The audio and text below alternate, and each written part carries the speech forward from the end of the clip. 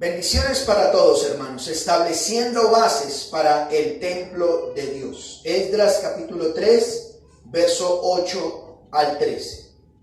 En el año segundo de su venida a la casa de Dios en Jerusalén, en el segundo mes, comenzaron Zorobabel, hijo de Salatiel, Jesúa, hijo de Josadac, y los otros hermanos, y los sacerdotes y los levitas, y todos los que habían venido de la cautividad a Jerusalén, y pusieron a los levitas de 20 años arriba para que activasen la obra de la casa de Jehová. Lean ustedes.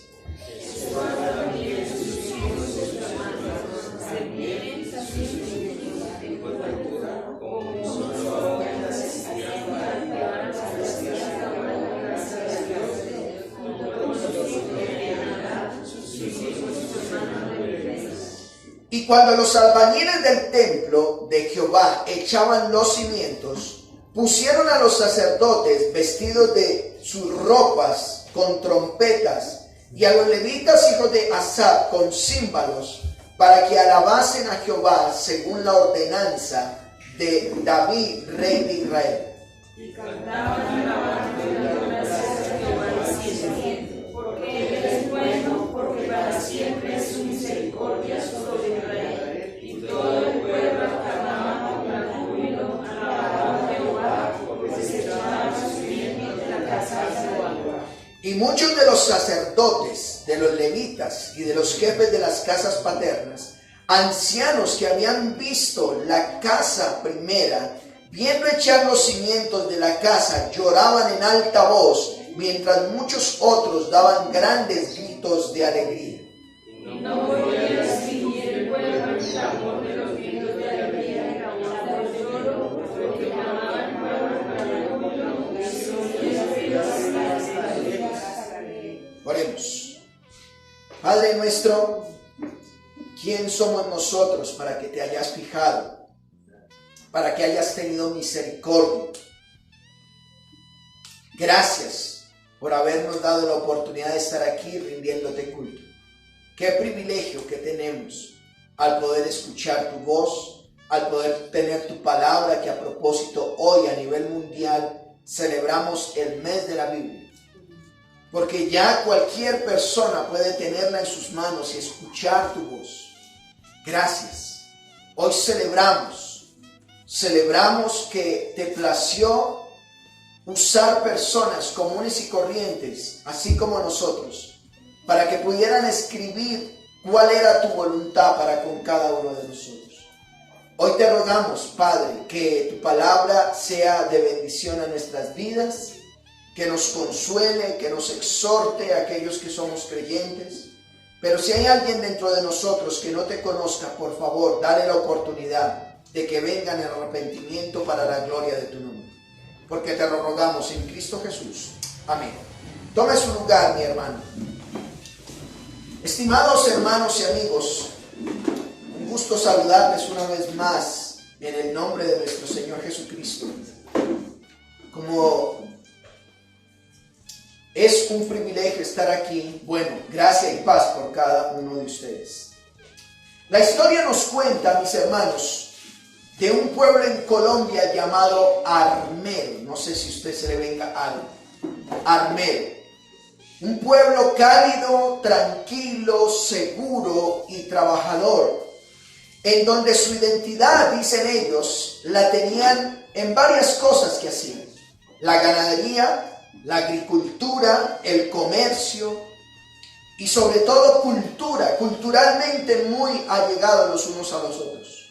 Un lugar considerado muy próspero y conocido como la Ciudad Blanca de Colombia. Ellos le llamaban la Ciudad Blanca de Colombia.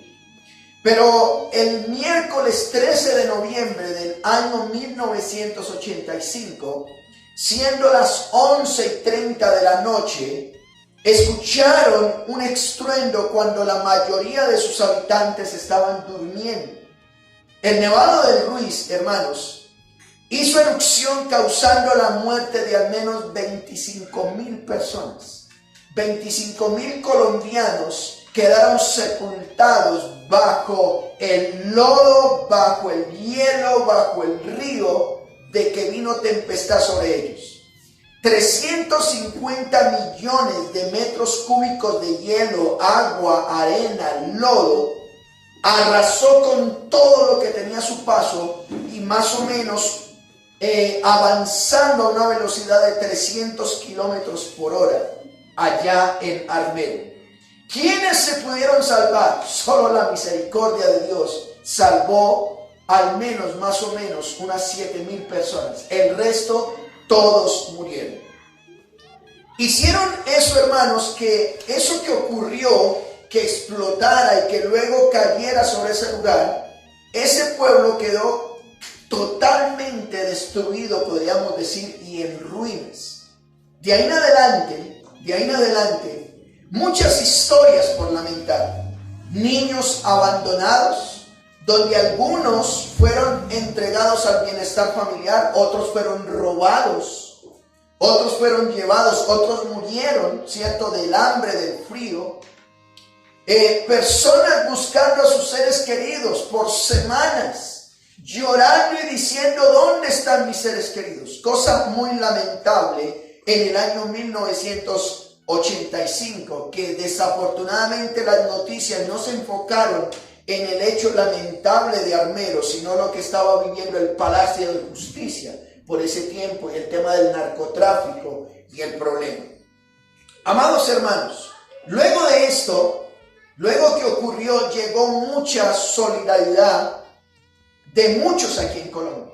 En Colombia dijeron, nuestros hermanos están sufriendo, nuestros seres colombianos están sufriendo, y muchos aportaron dinero, aportaron en especie, no solamente en Colombia, sino también en el extranjero. Empezaron a enviar muchas ayudas para Armero, millonarias ayudas que desafortunadamente muchas se perdieron.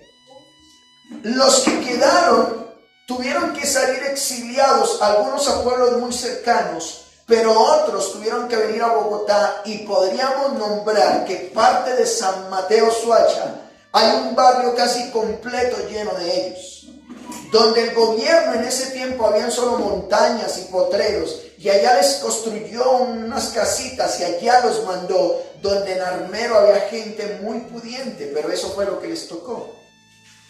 Hermanos, alguien dijo, las personas no se centraron en lamentarse en su pasado. ¿Qué se dice de Armero? Era un sitio de esperanza. Ellos se concentraron ahora en construir un nombre especial para ellos. La esperanza de Armero está en sus tierras, dijeron ellos. Queremos recuperar nuestras tierras porque las tierras nos dan esperanza.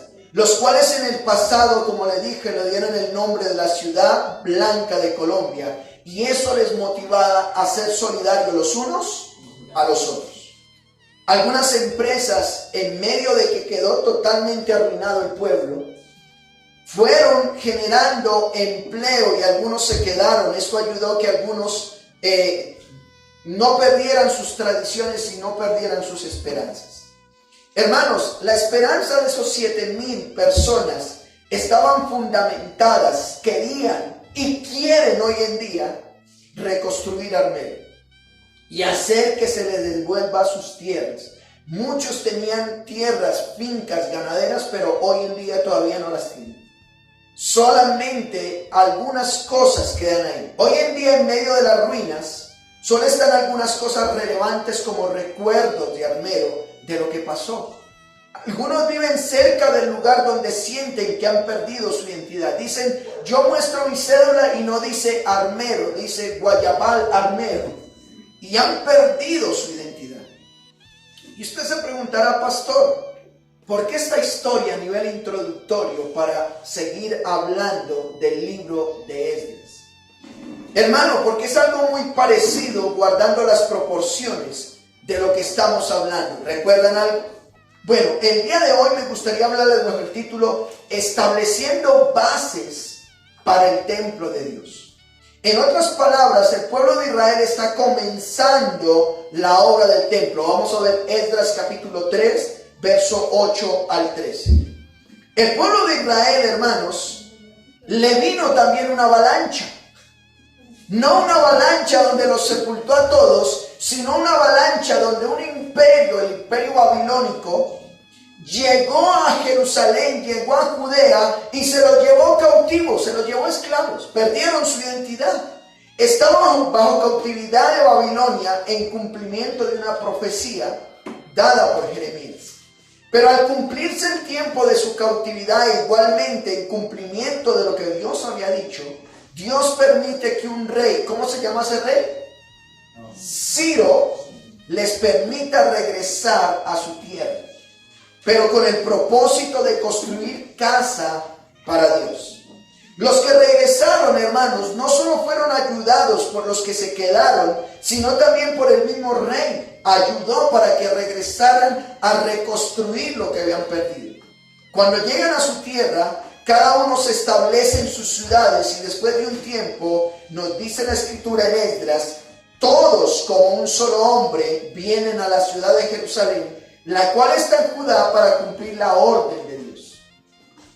Pero como no era fácil la tarea, antes de hacer el trabajo de la reconstrucción del templo de Dios, ¿recuerdan ustedes qué fue lo que hicieron primero? El altar. Hicieron un altar a Dios para hacer conforme a lo que la palabra de Dios les decía que hicieran. Es decir, que lo que han hecho hasta aquí no solo es por el cumplimiento de la palabra, sino también, hermanos, en la obediencia a la misma. Recordemos que la orden de Dios era que construyeran un templo, la casa de Dios. ¿Qué hicieron antes de hacerlo? Bueno, buscaron a Dios e hicieron conforme a la palabra, lo que la palabra les indicaba de que hicieran en ese altar. Luego de hacerlo, terminamos diciendo, vayan a Esdras capítulo 3, verso 7, ¿cómo terminamos nuestro estudio? Ahí entramos ya directamente al texto.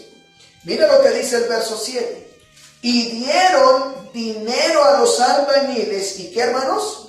Carpinteros. Asimismo, comida, bebida y así aceite a los sidonios y tiros para que trajesen, ¿qué? Madera de cedro desde el Líbano por mar a Jope, conforme a la voluntad de Ciro, rey de Persia, acerca de esto. En pocas palabras, terminamos la enseñanza pasada en el verso 7, que ellos tienen los preparativos de la construcción del templo. Ya estaban establecidos, llegaron a Jerusalén, se juntaron como un solo hombre, pero ahora, como un solo hombre, también aportan dinero para que traigan lo suficiente para construir. ¿Qué le generaba identidad a un judío, amados hermanos? Bueno, su templo. En el templo de Jerusalén, que primero fue construido por Salomón y que a causa del pecado fue destruido, ahora ellos querían reconstruirlo porque ahí vivía Dios. Aunque fueron llevados 70 años esclavos, tenían la oportunidad ahora de construir. Bueno, pastor, tengo una pregunta. ¿Cómo vamos a observar el texto que usted ha nombrado desde el verso 8 al verso 30? Lo vamos a ver en 3 puntos muy sencillos. Para establecer las bases para el templo, vamos a ver el tiempo en que se estableció esas bases. Primero, ¿qué? El tiempo. Segundo, los que lo hicieron y lo que hicieron. Segundo. Y tercero, la actitud que toman frente a esas bases. Vayan conmigo a Esdras capítulo 3, verso 8, miremos el tiempo. Bueno, ha pasado 1 año y 2 meses después de haber llegado a Jerusalén y nos dice, porque nos lo dice la escritura, Esdras 3:8, en el año segundo de su venida a la casa de Dios en Jerusalén, en el mes ¿qué? Segundo. Cuando empezaron la reconstrucción de el templo de Jerusalén, bueno, 1 año y 2 meses después de que llegaron a Jerusalén. Ellos se tardaron. ¿Por qué tanto tiempo, pastor? Recuerden, ellos llegaron de la esclavitud, de haber sido cautivos, y primero se establecieron cada uno en sus ciudades. Luego llegan a Jerusalén. Y estando ahí entonces es cuando empieza la reconstrucción. Ha pasado 1 año y 2 meses. Así que ya vimos el tiempo en que ocurrió esa reconstrucción. Miremos como segundo punto los que lo hicieron y lo que hicieron. Los que lo hicieron y lo que hicieron. Mire lo que dice, siga por favor ahí con Esdras. Dice, comenzaron Zorobabel, hijo de Salatiel, Jesúa, hijo de Josadá, y los otros, sus hermanos, los sacerdotes y los levitas, y todos los que habían venido de la cautividad, ¿a qué, hermanos? Y pusieron a los levitas de 20 años para arriba. En pocas palabras, cuando dice comenzaron, ellos, los que lo hicieron, ¿quiénes lo hicieron? Primero, Zorobabel, líder civil, Jesúa, líder espiritual, sacerdotes, los que se encargan de las cosas del templo, y dice, y todos los que habían vuelto. Es decir, todos definitivamente, los que lo hicieron fueron todos, el pueblo de Israel, los que tenían identidad con el pueblo, ellos fueron los que empezaron a reconstruir, comenzaron a trabajar, pusieron a esos levitas de 20 años para arriba, para que dice, mire lo que dice ahí, para que ¿qué? Activasen la obra de la casa de Jehová. En otras palabras, todo el pueblo puso unos jóvenes levitas, servidores, y les dijeron, ustedes son jóvenes, dirijan la obra, dirijan o supervisen esta obra, porque necesitamos que quede bien hecho. Verso 9, mire lo que dice, Jesúa también, sus hijos y sus hermanos, Cadmiel y sus hijos, hijos de Judá, y mire, subraya esto en su Biblia, como un solo hombre, asistían para activar a los que hacían la obra en la casa de Dios, junto con sus hijos de Genadar, sus hijos y sus hermanos levitas. Así que, ¿qué vemos, hermanos? Que los que lo hicieron, ¿quiénes lo hicieron? Todo el pueblo. Aquí no fue que unos dijeron, venga, yo hago o no hago. No, todos estaban activos en la obra. Todos. Ninguno dijo, yo no hago la tarea. No, todos estaban activos. ¿Y qué fue lo que hicieron? Comenzaron, reactivaron la obra, la casa. Empezaron a colocar bases para construir ese templo, ¿cierto? ¿Y cómo estaban haciéndolo? Como un solo hombre, como un solo hombre. Estaban todos activos ahí.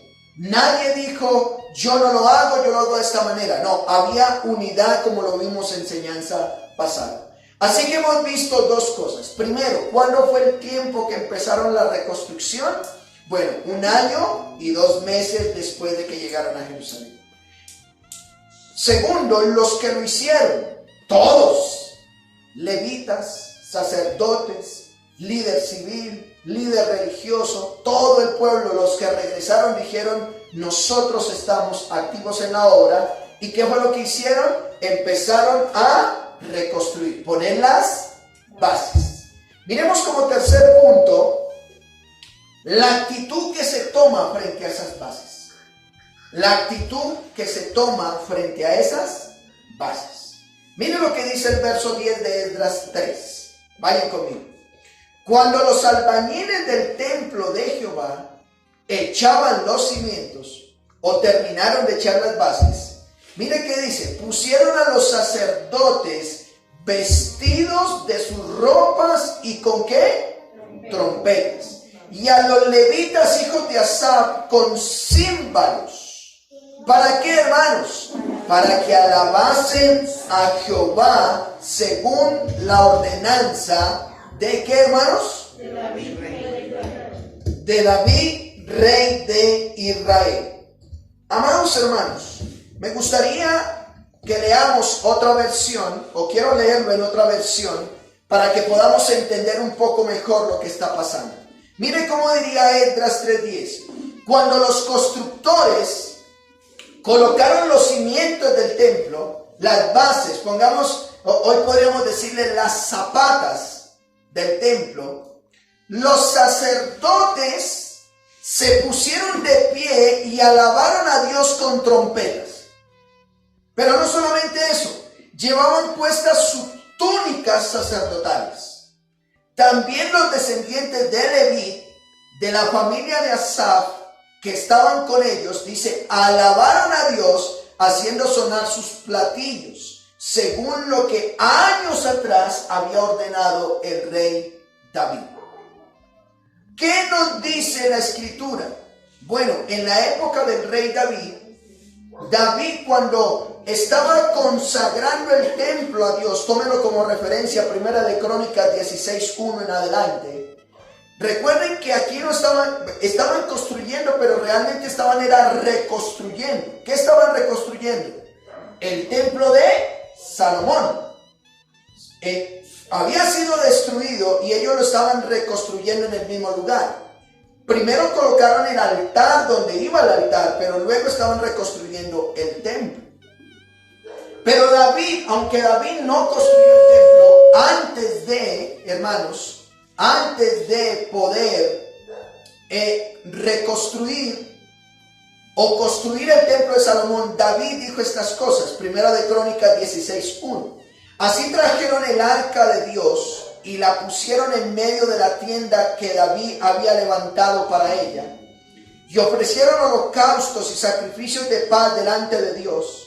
Y cuando David acabó de ofrecer el holocausto y los sacrificios de paz, bendijo al pueblo en nombre de Jehová y repartió a todo Israel, así a hombres como a mujeres, a cada uno una torta de pan, una pieza de carne y una torta de pasas. Y puso delante del arca de Jehová ministros de los levitas para que recordasen y confesasen y lo hacen a Jehová, Dios de Israel. Asaf, el primero, el segundo después de él, Zacarías, Jehiel, Semiramot, Jehiel, Matías, Eliab, Benaía, Obed-edom y Jehiel, con sus instrumentos de salterios y arpas, pero Asaf sonaba los címbalos. También los sacerdotes, Benaía y Hazael, sonaban continuamente las trompetas delante del arca del pacto. Pastor, ¿por qué nombraste Primera Crónicas para hablar de lo que estamos hablando de Esdras? Amados hermanos, el pueblo de Israel estuvo esclavo, regresan de Babilonia a Jerusalén. Y estando en Jerusalén colocaron ¿qué? Las bases. Cuando pusieron las bases, ¿qué podemos decir que ocurrió? Al tener las bases del templo, los sacerdotes no solo alaban a Dios con trompeta, sino que mire lo que pasa. Se ponen las vestiduras adecuadas para poder presentarse delante de Dios. Quiero llamar la atención a esto. Los sacerdotes están construyendo, pero cuando ya las bases están puestas, está el altar, el sacerdote dice, wow, yo soy el que me voy a presentar delante de Dios. Yo no puedo ir común y corriente. ¿Qué hicieron? Se pusieron sus vestiduras adecuadas para estar delante de Dios. Eso es lo primero. Tocaron trompetas, pero los levitas apoyaron con la adoración. Podríamos decir que ellos estaban haciendo un culto a Dios. En un culto que hay cánticos, en un culto hay enseñanza de la palabra y la reverencia que se da al Señor. Y todo esto, ¿por qué lo hicieron? Porque leímos en Primera Crónicas que David había colocado, cuando iba a consagrar el templo, colocó personas que dieran a Dios realmente el culto que se merecía. Es decir, tienen un soporte escritural. No hacen un culto por hacerlo. No cantan por cantar. No se ponen las vestiduras por ponérselas, sino porque la escritura les decía que deberían tener vestiduras adecuadas, canciones adecuadas y actitud adecuada. Y no es eso, amados hermanos, los que se nos pide a nosotros. Por eso los que nos paramos aquí, amados hermanos, estamos hablando no solamente de parte de Dios, sino que representamos a Dios. Debemos tener una actitud correcta, por eso le cantamos en un culto. Estas personas que llegaran allá, amados hermanos, construyeron las bases, los llevaron a poder rendir un culto adecuado, al Dios adecuado. Ahora, ¿cómo eran los cánticos? Vayan a Esdras capítulo 3, verso 11, por favor. ¿Cómo fueron los cánticos? Mire lo que dice Esdras 3:1. Y cantaban, ¿qué dice? Alabando y dando gracias a Jehová. Y diciendo, porque Él es bueno, porque para siempre es su misericordia sobre Israel. Y todo el pueblo aclamaba con gran júbilo, ¿qué diciendo? Alabando a Dios. Amados hermanos, qué importante es que ellos cuando estaban cantando allá, al ya tener las bases, daban gracias a Jehová. Señor, qué privilegio. ¡Qué privilegio! En Babilonia, en la esclavitud, no podíamos tener un altar, no podíamos tener un templo. Ya tenemos las bases. Estamos seguros que si tenemos las bases, de ahí para arriba es fácil. Podríamos decir, si ya tenemos las zapatas, de ahí para arriba, ya es, ¿cómo se dice en construcción? ¿Cómo? Muy bien, rinde más, ¿cierto? Así que hermanos, ellos... la actitud es que alabaron a Dios y dan gracias. ¡Qué privilegio, Señor! Tenemos de alabarte. Y dan gracias. Y no es lo que nosotros como creyentes debemos entender cuando venimos a un lugar como este. Amados hermanos, nosotros no venimos a pedirle a Dios en un culto. Venimos a darle gracias a Dios. Porque éramos esclavos del pecado y ahora tenemos el privilegio de tener un lugar y en el nombre de Cristo acercarnos confiadamente delante de Él. ¿Me estoy explicando? Ellos alababan a Dios diciendo, porque Él es bueno, porque para siempre es su misericordia. Él es bueno. Hay muchos que ahorita están borrachos, sin un peso en el bolsillo, con problemas con sus hijos, con problemas con su hogar, a punto de destruirse sus hogares. Pero qué privilegio, Él es bueno para con nosotros y ha tenido misericordia con nosotros. ¿Por qué razón ellos cantaban de esta manera? Ellos cantaban, dice el verso 11, la última parte, porque se echaban los cimientos de la casa ¿de qué? De Jehová. Ellos empezaron a cantar, ellos empezaron a alabar a Dios, empezaron a gozarse porque dijeron, ya tenemos las bases, los cimientos, los tenemos. Yo quiero, amado hermano, esta mañana en los estudios bíblicos, hablábamos de que al meditar la palabra de Dios debemos hacerla viva en nosotros. Pero, por favor, mírenme acá. Tú puedes imaginarte ese suceso. Podrías ver el rostro de estos judíos que llegaron a Jerusalén y ya estaban viendo que hay bases. Solamente, amados hermanos, los que tuvimos el privilegio de participar, de poner este lugar como lo tenemos, nos alegramos que esto al fin y al cabo, estas cuatro paredes no es la iglesia somos nosotros. Pero en ese tiempo para los judíos el templo ahí iba a vivir Dios. ¿Usted se puede imaginar los rostros de esos judíos? La alegría que les causaba que ahora Dios iba a estar en medio de ellos. ¿Puede usted sentir qué emociones tan hermosas sentían ellos? Emocionados, ya tenemos las bases. Estábamos esclavos, pero ahora somos libres y ya tenemos las bases donde Dios va a habitar. Estaban gozosos. Porque lo que les generaba identidad a ellos, amados hermanos, nuevamente lo tendrían, pero también recordaban que cuando el rey David estaba en los preparativos del templo, cantó y adoró a Dios y dejó instrucciones muy claras conforme a su palabra. Vamos a tener un templo, pero ya sabemos cómo rendirle el culto adecuado, el culto específico o adecuado para Dios. Qué importante es alabar a Dios, hermanos, reconociendo lo que Él es y lo que Él hace. Por eso nuestras adoraciones deben ser muy evaluadas con el fin de reconocer lo que Cristo ha hecho en nuestras vidas y alabarlo por lo que Él es, porque Él es bueno y para siempre es su misericordia. Amado hermano, cuando usted y yo venimos con la actitud correcta, si tú vienes a encontrar a Cristo, a darle gloria a Cristo, lo vas a encontrar y Él va a recibir la gloria que merece. Pero si tú vienes a buscar errores dentro de la iglesia, ¿sabe qué va a pasar? Los vas a encontrar. Los vas a encontrar. Pero si tú vienes a adorarle, a honrarle, a cantarle, eso vas a poder sentir en este lugar. Ahora, mire lo que dice el verso 12 de Esdras capítulo 3. Y muchos de los sacerdotes, de los levitas y de los jefes de las casas paternas, ancianos que habían visto la casa primera, viendo echar los cimientos de esta casa, ¿qué decían? Lloraban en alta voz, mientras muchos otros daban grandes gritos de alegría. Es que una vez más, hermanos, yo quiero que usted se imagine. Miremos cómo diría este texto. Pero muchos de los sacerdotes, levitas y jefes de familia más viejos lloraban porque ellos habían conocido el primer templo que había hecho Salomón y recordaban lo bello que era.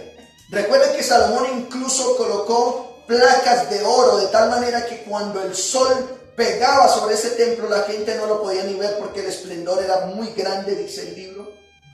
Amados hermanos, ellos recordaban lo bello que era. Mientras ellos lloraban de nostalgia, los demás gritaban de alegría. Yo quiero leerles un comentario. Ellos lloraban en alta voz. En llanto podría ser de alegría al ver que comenzaban la reconstrucción del templo. Pero también podría ser de tristeza porque el templo reconstruido sería más bien modesto y no tendría el esplendor del antiguo templo de Jerusalén. Eso lo podemos encontrar en Ageo 2, del 1 al 3. En pocas palabras, Salomón había construido un palacio, pero ahora estaban reconstruyendo algo más modesto, pero lo estaban reconstruyendo. Y yo quisiera, hermanos, usted puede imaginar si algún día los de Armero pudieran reconstruir su templo.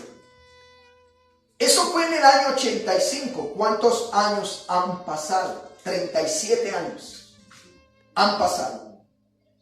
Y van a completarse 37 años. ¿Sí? Resulta que, amados hermanos, usted va hoy en día a Armero y eso está en ruinas todavía. El monte ha consumido todo el pueblo.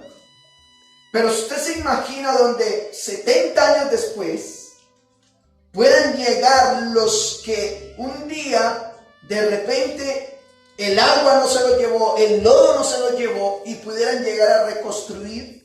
Los que a lo mejor practicaban el catolicismo, que construyan nuevamente su iglesia católica. Los que practican el cristianismo evangélico, que puedan reconstruir la casa de tal denominación, ¿qué actitud tendrían? Estos hermanos lloraban porque decían: Dios mío, hace 70 años esto era glorioso. Bueno, no es como lo que quisiéramos, pero lo estamos construyendo. Ahí va a vivir Dios. ¿Ha permitido usted alguna cosa? ¿Ha perdido usted alguna vez alguna cosa y lo ha recuperado? ¿Qué actitud tomó frente a eso? Permítame, no lo tengo escrito en mi sermón, pero me acabo de acordar de algo, hermanos. No lo demostré, pero resulta que yo cuido mucho esto, que es mi argolla de matrimonio. La cuido. Y esta mañana yo fui a buscar donde siempre la dejo y no estaba. Y yo, ¿y ahora qué hago? Y eso de que uno demuestra seguridad para no demostrar miedo. Y resulta que busqué y encontré el reloj, porque el reloj está al lado de la argolla. Y encontré el reloj y no estaba la argolla. Y yo, Dios mío, ¿y ahora qué? Para mí es muy valioso. Mi amor, ¿dónde tienes la argolla? Y preciso me dijo: sí, la tengo guardada. Yo, ¡wow! ¡La encontré! Pero eso de que yo siento un escalofrío que se me perdió la argolla de matrimonio, hermano. Usted, hermanos, ¿qué actitud? Los judíos habían perdido su templo y ahora lo estaban, ¿qué? Reconstruyendo. Yo no le demostré nada a mi esposa, yo seguí como nada. Y mi esposa cogió, ¡tum! Allá me lo puse.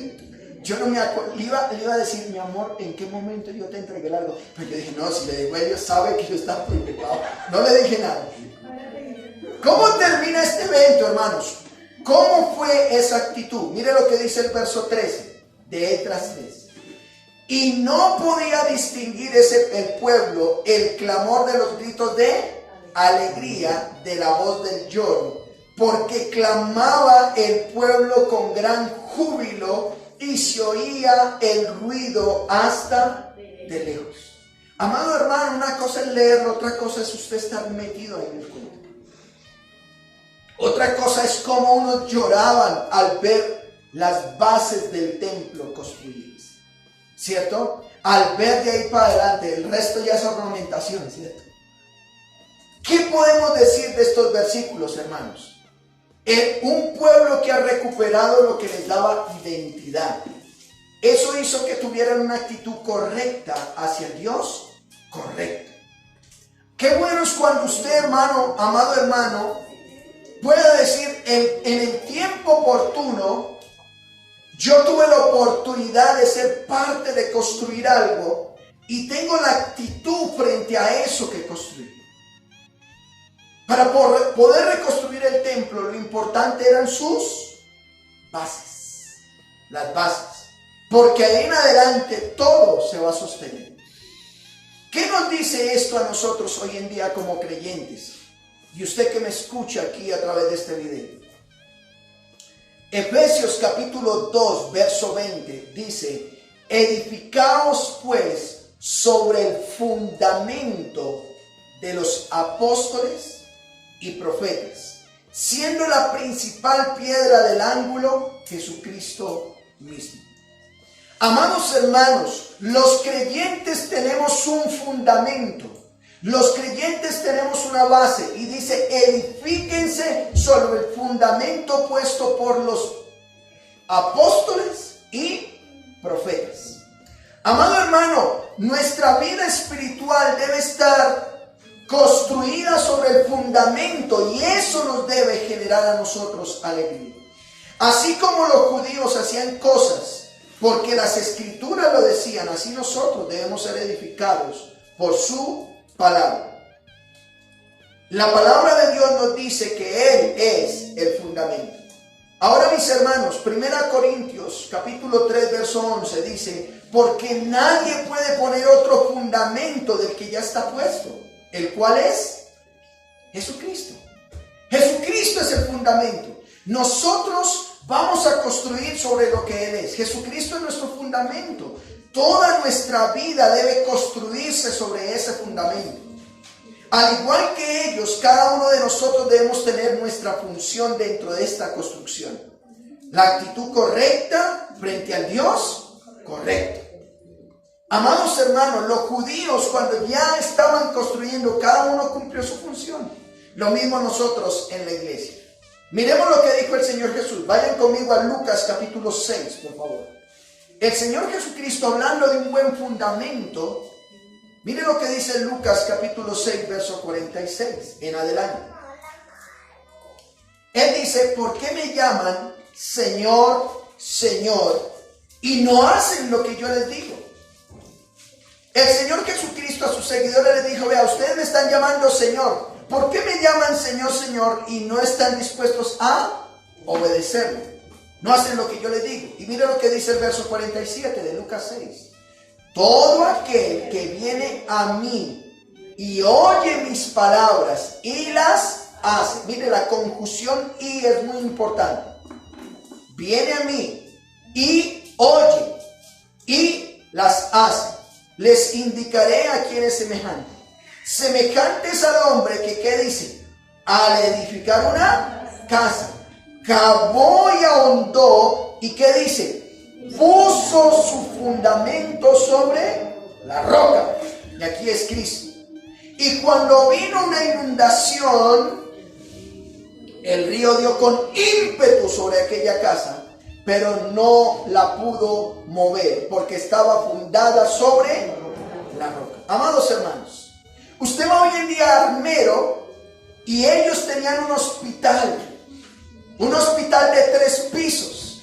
¿Y saben qué pasó? Que quedó el tercer piso. Por debajo está todo vuelto nada, pero no se cayó esa construcción. ¿Qué quiere decir? Que estaba bien construida.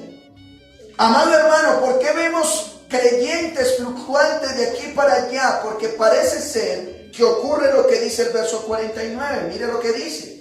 Mas el que oyó y no hizo, semejante es al hombre que edificó su casa sobre la tierra, sin fundamento, contra la cual el río dio con ímpetu y luego cayó. ¿Y qué dice? Fue grande la ruina en aquella casa. Amado hermano, ¿sobre qué estás fundamentando tu fe? Y si tienes esos fundamentos sobre lo que es Cristo, estás dándole gloria a Dios, estás cantando a Dios por ese privilegio. El fundamento nos llevó a poder decir: Señor, te obedezco porque tú eres mi Señor. Los judíos estuvieron en esclavitud y cuando fueron libres tuvieron la oportunidad de reconstruir su templo para que la presencia de Dios estuviera ahí y les diera seguridad y acompañamiento. Y usted a lo mejor dice: pastor, yo creo que todavía soy esclavo del pecado. Yo creo que todavía estoy en Babilonia. Yo no he tenido el privilegio de ir a ni siquiera poner las bases del templo, del lugar donde Dios va a vivir. Bueno, quiero preguntarte, ¿puedes creer que Dios te puede hacer libre? Ahora el templo puede ser tú mismo por la fe en Jesucristo. Ellos pusieron su base y el templo, ahí va a vivir Dios, pero ellos tenían que visitar ese templo físico. Pero hoy en día, si tú pones tu fe en Cristo, Dios va a vivir en ti. ¿Lo puedes creer? Ahora el templo puede ser tú por la fe en Cristo y Dios va a vivir en tu corazón para siempre. ¿Qué actitud vas a tomar si has encontrado a Cristo? Dios quiere vivir en tu corazón, quiere que tus pecados sean perdonados. Él quiere que tu vida sea transformada. Pero amado hermano, si Él es tu fundamento y estás construyendo sobre el fundamento de los apóstoles y profetas, la pregunta es: ¿qué actitud tienes frente a Dios? Deja que Dios te perdone, deja que Dios te cambie, deja que Dios haga la obra completa en ti y vivirás gozoso para siempre y a Él sea la gloria. Amén. Oremos. Padre nuestro, en esta hora te damos gracias por tu palabra. Hemos hablado del estableciendo bases o fundamento para el templo de Dios. Vimos la actitud que tuvieron los judíos cuando estaban colocando sus bases del templo. La primera base que debemos tener o fundamento que debemos tener en nuestra vida cristiana para que tú vivas en nosotros es que Cristo venga como Señor y Salvador a nuestras vidas. Hoy te ponemos toda nuestra confianza, toda nuestra esperanza en ti. Danos la fe para creer que tú perdonas nuestros pecados y que nos sacas de la esclavitud del mismo. Ayúdanos a honrarte, ayúdanos a bendecirte. Ayúdanos a cantarte como tú lo mereces, porque hemos sido libres de la esclavitud del pecado. Gracias, porque tú nos bendices y obras para nuestro bien. Oramos en Cristo Jesús. Amén y amén.